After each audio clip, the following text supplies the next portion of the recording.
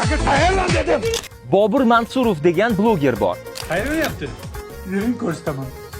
U ko'p chiqishlarda hasadchi qo'shni rolini o'ynarkan, atrofdagilarning yutug'idan achchiqlanib, ketim kuyyapti deydi. Yashlabsiz, yonyapti orqam. Ko'ra olmayman uni.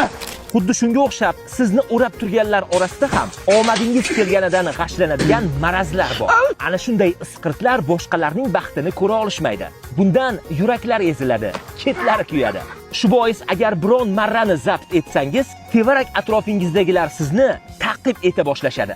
Bilim zinapoyasining har bir bosqichidan yuqoriga ko'tarilarkansiz, o'sha qavatda turganlar bilan umumiy til topishingizga to'g'ri keladi. Qolganlari esa sizni aslo qo'llab-quvvatlashmaydi. Unutmang, yaxshi tomonga o'zgarishni o'zingiz va yaqinlaringizdan boshqalar hazm qila olishmaydi.